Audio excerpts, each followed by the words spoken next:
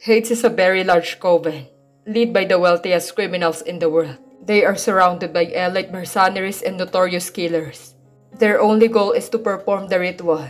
They will stop at nothing, just to get what they wanted. Are you sure you really want to get in their way? Lumuwag ang hawak nito sa leeg niya. Pero pakiramdam niya mas nasakal siya sa sinabi nito. Halos mapugto ang hininga niya. Bigla siyang natakot para sa ate niya. At para kay Brian. Hindi niya nakakalimutan para magawa ang ritual. Kailangan nitong mamatay. Hindi siya makakapahayag anuman ang mangyari. Hindi ako pinalaking duwag ng tatay ko. Kahit sino babanggain ko, maprotektahan ko lang ang mga mahal ko sa buhay.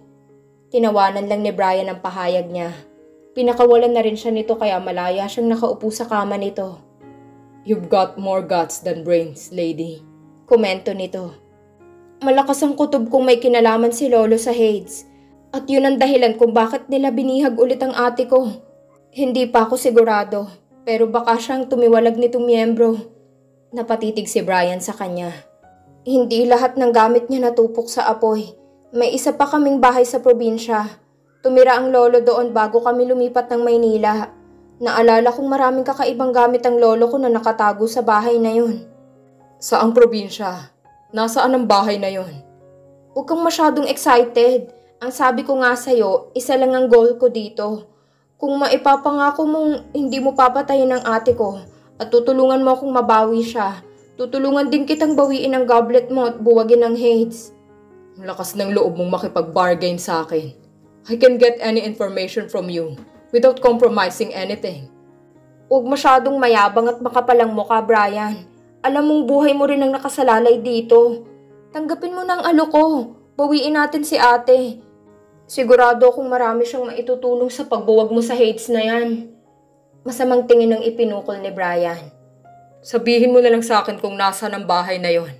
Don't get yourself involved in this war. Dahil baka hindi ka na makalabas ng buhay. Naintindihan mo ba, ha? Wala akong pakialam. Kung ayaw mo makipagtulungan sa akin, kikilos ako ng mag-isa. Banta niya. Tumayo siya at nakipaglaban ng tingin dito. Baka nakakalimutan mong bihag lang kita dito. Well, obviously, wala na akong silbi sa'yo. Dahil si Ate Rochelle ay bihag na rin ng Hades. Pero malaking maitutulong ko sa'yo kapag napatunayan nating si Lolo nga ang nawawalang miyembro ng grupong yun. Anong malay mo? Ako pang magdala sa'yo sa incantation na hinahanap mo. Walang kakurap-kurap si Amanda. Wala na tayong panahon. Magdesisyon ka na kung kailangan mong tulong ko o hindi. Your traitor sister surely doesn't deserve this kind of loyalty from you. Sige, pumapayag na ako. Pero sa oras na nakuha mo si Rochelle, I want her to stay far away from me as possible. Dahil hindi ko maipapangakong ligtas siya sa mga kamay ko. Gumuhit ang ngisi sa mga labi ni Amanda sa narinig. It still sounded like a threat, pero mas okay na yon. Kailan tayo aalis? Sino may sabing kasama ka? Kumunot ang noo niya. Akong magtuturo kung nasaan. Just give me the exact place. Aalis ako mamaya. No way! Kailangan kasama ako. Tumirik lang ang mga mata nito. Get the hell out of my room, now! Napipikon nitong bulyaw. Umingos siya dito. Bago umalis, tiningnan muna si Brian mula ulo hanggang paa. He was just wearing a simple white shirt and cotton pants. Pero grabe ang appeal na sumusungaw sa bawat himaymay ng muscles nito. Ang hirap huminga. Ganito matulog ang Greek god? Ang sarap makijoin. Ang sarap na namang magmura. Leche. Hindi siya pumayag na hindi siya kasama papunta sa lumang bahay ng lolo niya. Malayong probinsya yun at kailangan pa nilang tumawid ng dagat para marating iyon. Kasama nila ni Brian ang ilan sa mga tauhan nito. Habang nasa daan, pilit niyang pinabalikan sa kanyang alaalang mga panahong kasama niyang lolo niya. Masayahin ito at palaging nakatawa. Hindi sana sasagi sa utak niyang may tinatago itong isang malaking lihim. Kung hindi niya lang ito madalas masaksihang pumapasok sa isang lihim na kwarto, sa lumang bahay nito noon. Nang sundan niya ito doon, bilang bata at walang kaalam-alam, marami siyang kakaibang bagay na nakita, kagaya ng nakakatakot na litrato ng demonyo. Mga itim na kandila na nababalot sa ginto, at isang kahon na naglalaman ng isang makapal na libro. Posibleng nakapaloob sa librong yun ang incantation na hinahanap ng Hades. May tao ba sa bahay na yun? Tanong sa kanya ni Brian. Itong nagmamaneho ng sasakyan papunta sa liblib na bahay nila noon. Oo, yung mga malayong kamag-anak ng mama ko. Silang nagbabantay sa bahay. Tumango ito. Natuwa siya sa isiping makikita niyang mga pinsan niya doon. Naging kalaro din niya ang mga iyon noong bata pa siya. Ilang sandali pa naging pamilyar na sa kanya ang daan. Natanaw na rin niya sa di kalayuan ng bahay ng lolo niya. It was an old Spanish-style bungalow. Nagtaka siya nang sa bakuran ay maraming nakapalibot na mga tao at parang disoriented ang mga ito. Parang may kakaibang nangyari. Ipinarada ni Brian ang kotse sa harap ng bahay. I'll check it first. Stay in the car. Utos sa kanya ni Brian bago ito lumabas ng kotse. Hindi siya mapakali habang nasa loob. Para kasing may mali. At malakas ang kabog ng puso niya. Lumabas siya upang magtanong sa isang lalaking napadaan sa harap ng sasakyan. Manong, anong meron sa loob? Naku, kawawa ang buong pamilya. Yun lang ang isinagot nito na mas lalong nagpakaba sa kanya. Nang patakbo siyang pumasok ng bakuran, sumunod sa kanya ang 2 tauhang nakabantay. Namataan niya si Brian na nakatalikod at may kausap sa telepono. Kailangan niya makapasok ng bahay para malaman kung anong nangyayari sa loob at kung bakit malaking pagkakabukas ng main door nun. Kawawa naman sila. Narinig niyang bulong-bulungan. Walang kalaban-laban. Napalunok siya sa mga kwento. Patakbo siyang umakyat ng bahay. Tinangka siyang salubungin ni Brian upang pigilang makita kung ano ang nasa loob. Pero hindi ito nagtagumpay. Bago pa man siya nito mahila at maisubsob ang ulo niya sa dibdib nito, nakita niyang di dapat makita. Napakapit siya kay Brian. He firmly held her head against his chest in a very protective manner so she couldn't see such horror. Nanginig ang buong katawan niya habang nakakulong sa balikat nito. She just saw her relatives. Nakahandusay lahat at naliligo ng sarili nilang dugo. Pati mga bata. Let's get you out of here. Ang tigas ng ulo mo. I told you to stay in the car. Inalalayan siya nito pabalik sa kotse while making sure she didn't see the horror again. Pinatay nilang mga natitirang kamag-anak na kilala ko. Hindi napigilan ni Amanda ang humagulgol. Ang sasama ng mga demonyong yon. Ngayon alam mo na kung gaano kadelikadong grupong yon. Gagawin nila lahat. Papatayin nila lahat ng hadlang para lang magawa ang ritual. Kaya pwede ba? Sundin mo man lang ang mga sinasabi ko. Don't be so reckless here. Kaya kapag sinabi kong magstay ka sa kotse, magstay ka. Sermon pa sa kanya ni Brian. Hindi ba nito alam na nanginginig na siya? Hindi lang yon. Kakaibang kabang bumalot sa kanya. Sa kaalamang hawak na ng mga halangang kaluluwang kapatid niya. Masisisi mo ba ako? Pamilya ko din sila. Listen, from now on, you will only need to look after yourself. Think of your safety first before anything else. I know what you're thinking right now. You're thinking about your sister. So don't you dare do anything stupid, Amanda. Dahil hindi sila magdadalawang isip na patayin ka. Do you understand? Brian's golden eyes were beaming with rage. Rochelle brought them here. Dahil bihag siya ng grupong yon at natatakot lang din siya. Paano pag nakuha na ng Hades ang lahat ng gusto nila sa kapatid ko? Anong gagawin nila dito? Papatayin na lang? Kailangan ko siyang mabawi mula sa kultong yon sa lalong madaling panahon. Nang maayos na mailabas ang mga bangkay ng mga kamag-anak ni Amanda, sinamahan niya si Brian sa isang lihim na parte ng bahay na yon. They've been here. Komento ni Brian nang mapansin ang mga bakas ng sapatos sa maalikabok na lugar. Naroon pa rin ang mga litrato ng demonyo na kagaya sa kanyang alaala.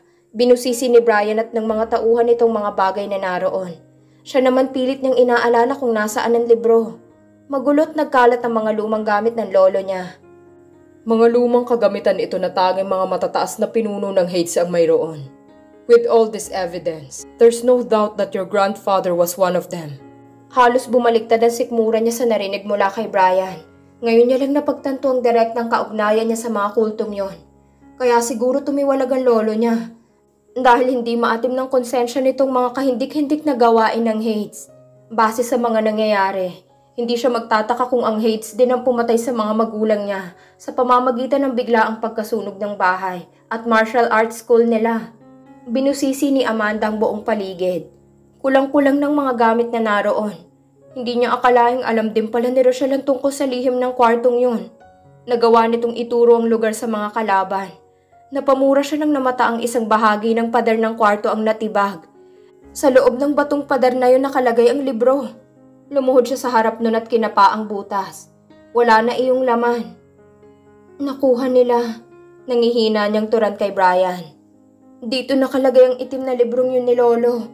Wala na. Laglag ang balikat ni Brian sa narinig. Pero may inabot itong isang kapirasong papel. This must be your grandfather's handwriting. Sinuri niya ang lumang papel at napatango. Anong nakasulat? It was all written in Greek. He said all hopes lie on his precious one. Kumunot ang noo niya. Precious one? Napatitig siya sa nakasulat. Then a word captured her eyes. Pholitimos? It means precious in Greek. Yun ang palayaw sa kanya ng lolo niya. While everybody was calling her Amanda, her grandfather addressed her as his Polly. Malakas ang naging kabog ng dibdib niya dahil doon. Pinahakot ni Brian ang lahat ng mga gamit na naiwan, tapos ay bumalik na sila sa mansyon. Habang nasa biyahe, maraming mga alaalang unti-unting bumalik sa kanya nang masilayan niyang muli ang luma nilang bahay. Mga nakakalitong alaala na hindi niya lubos maisip. Are you okay? Puna sa kanya ni Brian. Gabi na nang makarating sila ng bahay at sa buong biyahe ay hindi siya umiimik. Tumangulang siya. Ang tahimik mo. Komento nito. Napatitig siya dito. In a brief moment, nakakita siya ng pag-aalala sa mga mata nito para sa kanya. Hindi ito sanay na hindi siya dumadaldal at nakapagtatakang apektado ito ng katahimikan niya. Ang totoo, she was thinking about her family roots, kung anong klaseng dugong nananalaytay sa kanya, at kung ano nga bang magiging papel niya sa buhay ni Brian sa hinaharap. Magiging kaaway din ba siya nito? Mortal na kalaban ng mga Villamor ang Hades mula pa noong unang panahon. Ano kaya ang magiging reaksyon ng pamilya ni Brian sa kanya? Parang ayaw niyang isipin. Brian had been a devil in the past, pero unti-unti nang napapalapit ang loob niya dito. Hindi rin niya maipagkakailang nararamdaman din niyang kahit isa siyang kaaway, ay pinoprotektahan siya nito. Isang malaking dagok sa kanya na malamang ang lahing kalaban ng pamilya nito ay ang mismong lahing pinagmulan niya. Pakiramdam niya nagkaroon ng isang mataas na pader sa pagitan nila. Hindi niya namalayang matagal na sandali na siyang nakatitig sa mga mata ni Brian. His eyes were impossibly beautiful and very deep. In desperate situations like this, where his life was definitely in stake, wala siyang takot na nakikita sa mga mata nito. Sa halip puro pangalan niyang lumalabas sa bibig nito, constantly asking if she was okay, and always reminding her to take care of herself. She saw genuine care on his eyes, and it shocked her soul. She would do anything just to protect this man. She would never allow anyone to overhurt Brian Villamor. What's wrong? Untag nito nang mapansing matagal na siyang nakatitig. May tanong ako. Ano? Importante ba ako sa'yo? Anong gagawin mo kapag nakuha ko ng mga kalaban mo? O kaya mamatay ako? Seryosong tanong niya na nakatitig pa rin sa mga mata nito. Anong klaseng tanong yan? Pairap nitong sagot. Sagutin mo na lang. Tumitig ito sa kanya. Nabasa niya sa mga mata nitong sagot at napangiti siya dahil doon. Hindi ko alam ang sagot. Magpahinga ka na. Ani nito. Ngumisi siya dito bago tinungo ang sariling kwarto. Mabigat ang pakiramdam niya tungkol sa mga natuklasan. Parang sa likod ng utak niya, may nagsasabing balang araw ay magdadala siya ng kamalasan sa buhay ni Brian. Sa dugo niya nananalaytay ang dugo ng kaaway. Kahit wala siyang alam sa pinagmulan niya. Hindi niya pa rin maiwasang isipin na baka siya pang maging mitsa ng kapahamakan ni Brian. Tumitig siya sa salamin. Pholitimos mo. Yun ang madalas niyang marinig sa bibig ng lolo niya sa tuwing hinahalikan siya nito sa noo. All hopes lie to his precious one. Siya ang tinutukoy nito. Nasa kanya ang sagot. Nanginginig ang mga kamay na inabot ni Amanda ang butones ng kanyang pang-ibabaw na damit. Dahan-dahan niyang inalis sa katawan niya ang kasuotan habang nakatitig sa salamin. Inalis niya pati ang sandong pang-ilalim. There was something on her body that she needed to see. Matagal nang naroon yun. Hindi niya lang pinagtutuunan ng pansin. It was there for as long as she can remember. She had become accustomed to it, na hindi na niya iyon tinitingnan. In front of the mirror, she just wore her bra. Narealize niyang kailangan niya ring alisin yun para makita ang hinahanap. Tumagilid siya. Tapos ay dahan-dahang inalis ang natitirang saplot gamit ang namamawis niyang kamay. Sa gilid ng katawan niya, sa gilid ng kanan niyang dibdib, naroon ang pakay. It was tattooed on her body when she was just a small child. It was a script. An ancient Greek script. Kahit hindi niya itanong kay Brian, sigurado siya kung ano yun. Yun ang incantation na hinahanap ng Hades mula sa lolo niya. They actually didn't find it because she had it all along. Hindi ko alam kung matutuwa ako o matatakot sa natuklasan. Naisip kong dapat masaya ako dahil hindi nakuha ng mga kalaban ng incantation. Pero sa kabilang banda, nakakapanginig isipin na akong kailangan ng Hades para magawa nitong minimithing ritual sa napakatagal na panahon. Ngunit ang totoo talagang pinagtatalunan ng puso at isip ko ay kung sasabihin ko ba kay Brian ang tungkol sa bagay na ito. Hindi ko alam ang magiging reaksyon niya kapag nagkataon. Ang kinatatakutan ko ay ang kamuhian niya ako at isiping isang mortal na kaaway. Dahil simulat sa pool, kung angka ng pagbabasihan, isa talaga akong kalaban. Ipagpapaliban ko muna, kahit na alam kong sa mga oras na ito, ay posibleng alam na ng Hades kung saan matatagpuan ang hinahanap nila. Kung bakit naman kasi sobrang takot nitong ate ko at sinabi na lahat ng nalalaman sa mga kultong yun. At alam ko ding aatakihin ulit siya ng pagkatanga. Sasabihin pa rin yung posibleng nasa akin ng incantation dahil akong paboritong apo ni Lolo. Nakarinig ako ng ilang katok sa pinto. Base sa pacing at diin ng katok, alam kong si Brian yon. Walang pasensya at hindi marunong maghintay. Ano na naman kaya ang kailangan ng taong ito sa akin? Kung kanina ito kumatok na nakahubad pa ako, malamang nakakita ito ng milagro. Haha. Bakit? Tanong ko nang buksan ko siya ng pinto. Naku, baka bigla nitong maisipang i-execute ako. Patay na. I thought you'd like to eat. Wow, seryoso ite? Sinusundo ako sa kwarto para yayaing kumain. Bigla akong kinilig ng wala sa oras. Tatanggi sana ako pero nang mapatitig ako sa mukha ni Brian. Langya, namagnet na naman ang mga eyeballs ko. Itong klase ng pagmumukhang kahit na antok ka na, hindi mo magagawang tanggihan. Brian, why so guwapo? I really cannot. I cleared my throat. Bakit? Haha, pil kong magpa-importante, bakit ba? Anong bakit? Sabayan mo ko, wala akong kasama sa dining room. Bilisan mo. Pagkasabi nun ay lumayas na siya sa harap ko. Wala talagang pasensya. Nagpapalambing lang eh. Mano bang sabihin niyang gusto niyang makita ang pagmumukha ko habang kumakain? Paglabas ko sa kwarto, dumiretso na ako sa dining room. Habang papunta roon, napapatingin ako sa mga guards na nasa paligid. Hindi ko alam kung dahil sa gutom o talaga bang totoong feeling ko may pagkatuliro ang mga ito. At pabalik-balik, paradyo-radyo. Kumunot ang noo ko. Tiningnan ko rin ang mga namumulang CCTV cam sa lahat ng sulok ng mansyon. They looked more focused than ever. Ano kayang nangyayari? Kinukutuban kong tanong sa sarili. Pagdating ko sa dining table, nakita ko si Brian sa harap ng pagkain. Pero hindi niya ginagalaw iyon. Sa halip, abala siya sa tablet na nasa harapan niya. Tila isang mapa na may umiilaw na may pulang dots ang sinusuri niya. May kausap din siya sa Bluetooth earphone niya na hindi ko naman maintindihan dahil tunog ibon na naman ang salita niya. Wala na namang subtitle. Doon ako umupo sa chair na pinakamalapit sa kanya. Pagkaupo ko, hinandaan agad ako ng mga nakabantay na staff ng pagkain. Napatingin ako sa roasted beef na nilagay nila sa harap ko. Ang ganda ng pagkaka-arrange ng mga side dishes nito. Ang tanong ko, ba't ako walang katalent-talent sa mga ito? Humihilik ba ako nung nagsabog ng ganitong talento ang Diyos? Langya. Nagsimula na akong kumain. Pero si Brian nakatutok pa rin sa tablet niya. Naintriga na ako sa kung anong nangyayari nang bigla siyang umahon sa pagkakaupo at sumigaw sa kausap niya.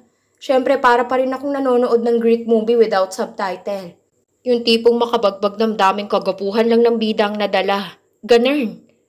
Ano bang nangyayari? Tanong ko nang bumalik siya sa upuan. I don't know, but according to the patrols, they are around us. They couldn't breach this house security unless may malakas silang weapon. I have a feeling na nakuha na nilang incantation and that they were after me now. Kinabahan ako sa sinabi nito. Mali si Brian sa isang bagay. Pero kung umaaligid lang ang mga hudas na yon, malamang alam nilang nandito sa bahay na tong dalawang mahalagang taong kailangan nila. They have tried to kidnap one of my cousins in Greece already. My family is in panic. I just talked to Mom. She told me to go home. The clan's castle in Greece is much safer for me. Now that I think I'm the only remaining element to perform their goal. Napaawang ang labi ko sa narinig. Iiwan na ba ako ni Brian sa puntong ito? Hindi maaari. Hindi dahil sa iniisip kong mawawalan ako ng kakampi, pero dahil ayokong isipin na hindi ko na siya makikita araw-araw. Nasanay na ako sa ganitong setup namin. Mawiwindang ang buong pagkatao ko kapag nawala sa akin si Brian. Tama si Mama.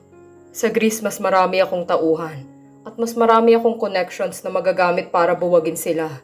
Sa loob ng mahabang panahong pananahimik ng angkan ko, hindi na ako papayag na may masaktan pa sa kahit na sino sa pamilya ko dahil lang sa lintik na family heirloom na yan. I'm the official guardian of the goblet now. I have all the rights in the world to destroy it. Babawiin ko yun sa kanila at wawasakin ko yun.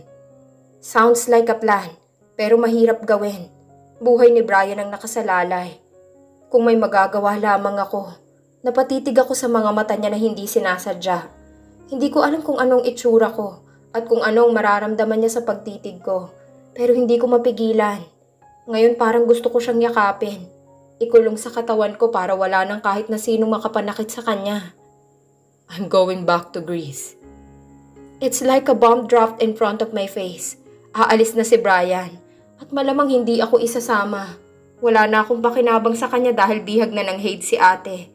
At wala naman akong kaalam-alam sa mga nangyayari maliban sa isang bagay na yun na hindi niya alam tungkol sa akin. Isama mo ko. Namutawi sa mga labi ko bago ko pa man maisipang takpan ang bibig ko. Kumunot ang noon nito. Hindi pwede. Bakit hindi? Kasi kung hindi mo napapansin, hindi itong laro na papasukin mo. Delikado ang buhay mo dito. At isang maling galaw mo lang, pwede kang mamatay. Naintindihan mo? Pero hindi ko pwedeng pabayaan ang kapatid ko. Hindi nila papatayin si Rochelle. Malaking kailangan nila sa kapatid mo. Because if she's the eldest granddaughter of Marcus Esfiru, then she was destined to perform the ritual for Hades. Anong ibig mong sabihin? Marcus Esfiru, yun siguro ang totoong pangalan ng lolo ko. Kagaya ng iniisip mo. Diretsong sagot niya na nakatitig sa mga mata ko. Si Rochelle ang kukuha sa puso ko. Papatay sa akin kapag nagkataon. Pakiramdam ko na lusaw ang abdo ko sa narinig. Hindi nila maaaring gamitin ang ate ko sa kahindik-hindik na ritual na yun. Hindi talaga ako makapaniwalang may isang ancient coven na hanggang ngayon ay nag-e-exist pa rin. Sa paniniwalang magkakaroon sila ng buhay na walang hanggan. Gamit ang isang lumang baso at dugo ng nagmamay-ari nito. What a bunch of morons. All the more reason why I need to get my sister back. Hindi na ako labas dito.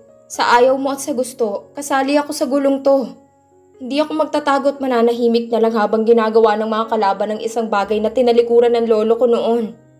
Kung hindi nagawa ni lolo na buwagin ng Hades, hindi ako tutulad sa kanya na magtatago na lang at matatakot. Isa pa, malakas ang kutob kong silang pumatay sa mga magulang ko. Nagsalubong ang kilay ni Brian dahil sa sinabi ko. Tila hindi nito nagustuhan na nakikisawsaw ako sa gulong to. Amanda, anong magagawa mo laban sa mga demonyong yun? Akala mo ba sasantuhin ka nila kapag nakaharap mo sila?